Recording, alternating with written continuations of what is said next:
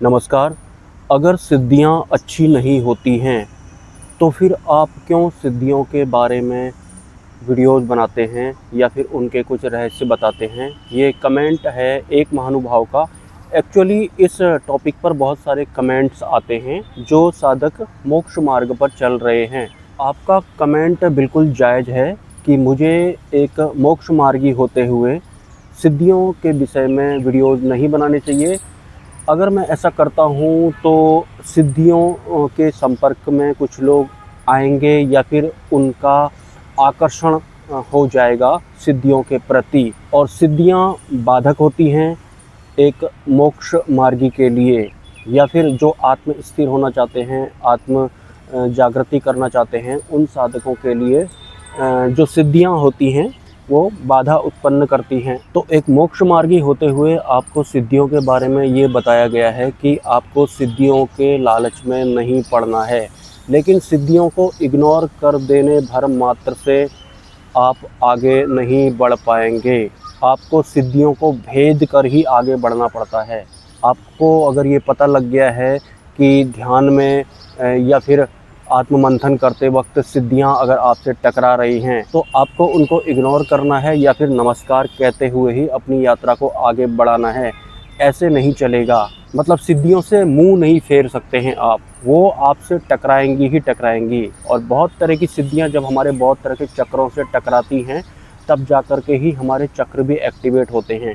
अगर हम सिद्धियों से मुंह फेर लेंगे, मैं तुम्हें जानता ही नहीं हूँ, इस तरह का जैसा करेंगे, तो इसका मतलब ये है कि हम इग्नोर कर रहे हैं, या फिर हमें अपने आप पर पूर्ण भरोसा नहीं है, या फिर हमें लगता है कि अगर मैं सिद्धियों की तरफ देखूंगा इनकी आंखों में तो इनके बातों में पड़ जाऊंगा या फिर इनके आकर्षण में मैं आ जाऊंगा। तो सिद्धियां आपको दिखाई पड़ेंगी गहरे ध्यान में, भले ही आप इंटरेस्टेड हों या फिर ना हों, दोनों केस में आपको सिद्धियां दिखाई पड़ेंगी। और आपको सिद्धियों को भेद कर, मतलब आपके भीतर किसी भी तरह का कोई आकर्षण उत्पन्न नहीं होना चाहिए, लालच उत्पन्न नहीं होना चाहिए उनके प्रति, और तभी जा कर के आपकी गति आगे को होगी। कि सिद्धियों को देख करके भी आप सिद्धियों के सौंदर्य में नहीं पड़े, या फिर किसी सिद्धि ने आपको धन वगैरह का लालच दिखाया तो आप उनके लालच में नहीं पड़े।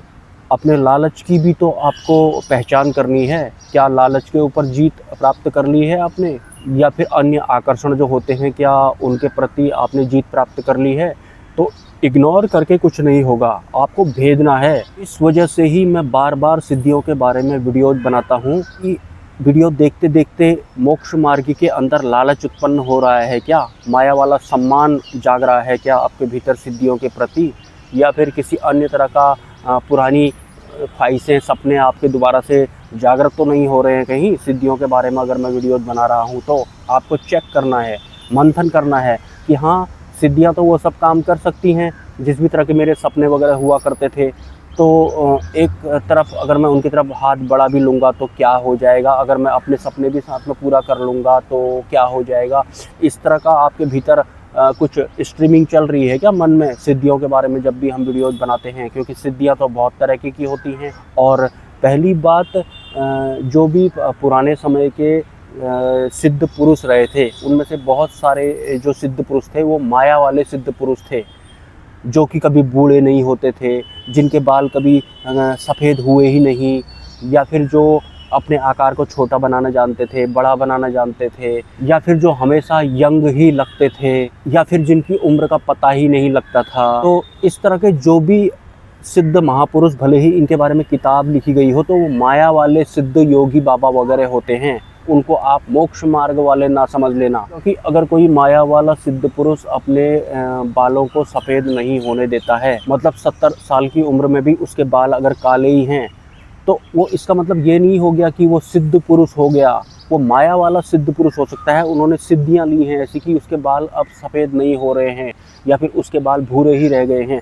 कमाल की बात होगी, बहुत सारे जो श्रद्धालु होते हैं या फिर जो जिज्ञासु होते हैं, वो इस तरह के माया वाले सिद्धि वाले पुरुषों के लपेटे में आ जाते हैं, और उनको वो मोक्ष मार्ग वाला समझ रहे होते हैं, जिनके बाल 70 साल तक सफ़ेद नहीं हुए, या फिर जो अभी भी पूरे 25 साल के जैसे यंग दिखाई पड़ते हैं, वो सिद्धि मार्ग वाले होते हैं। मोक्ष मार्ग वाला जो साधु होता है या फिर जो संत होते हैं, उन्हें अपने शरीर से मोह नहीं रहता है कि वो अपने बालों को हमेशा काला ही करेंगे या फिर वो हमेशा यंग ही दिखना चाहेंगे या फिर वो अपना हुलिया कुछ ऐसे बनाएंगे कि उनको उम्र का पता ही नहीं लगेगा। ये सब सिद्धि मार्ग होता है। शरीर से मोह होता है उनको। साफ साफ समझ जाना चाहिए आपको, अगर आप एक साधक हैं तो, कि शरीर से मोह होगा जिससे वही तो अपने बाल हमेशा काले रखना चाहेगा या फिर वो चाहेगा कि मेरी उम्र का पता ही ना चले किसी को, या फिर मैं हमेशा 25 साल का ही लगूं।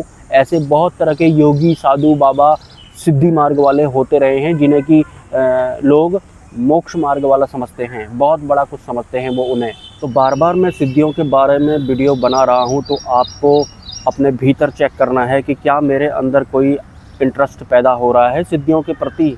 मैं भी क्या धन इकट्ठा करना चाहता हूँ, कोई नाम बड़ा बनाना चाहता हूँ, पर्चा लिखना चाहता हूँ, या फिर पास्ट लाइफ रेग्रेशन या फिर थेरेपी करवाना चाहता हूँ। ये पास्ट लाइफ रेग्रेशन वाले जो होते हैं ये भी एक तरह से कुछ ठीक नहीं होता है ये, क्योंकि किसी भी इंसान को उसके पुराना जन्म को दिखा देना से वो उसके मोह में भी पड़ सकता है और किसी बहुत बड़े सदमे में भी वो जा सकता है। तो ये बिल्कुल भी अच्छा काम नहीं होता है। इंसानों को अपने जन्म मृत्यु के बंधन से मुक्त होना चाहिए और ऐसे ही गुरु की शरण में भी उनको होना चाहिए। एक्चुअल में आध्यात्मिक जो क्षेत्र है इसमें साधकों को या फिर इंसानों को पता ही नहीं है कि हमें अध्यात्म में आखिर करना क्या है। ज़्यादा से ज़्यादा लोग अपने सांसारिक सुख चाहते हैं या फिर शारीरिक सुख वगैरह चाहते हैं, इंद्रियों को तृप्त करना चाहते हैं, मन बुद्धि को तृप्त करने तक ही उनके लिए अध्यात्म होता है। तो ऐसे लोग जिनको ये नहीं पता होता है कि हमें जन्म मृत्यु के पार जाना है, तो वो कुछ ऐसे बाबाओं को ही बहुत बड़ा कोई बाबा सिद्ध योगी पुरुष मान लेते हैं, जिनके बाल 70 साल तक सफ़ेद नहीं हुए या फिर जो यंग ही लग रहे हैं।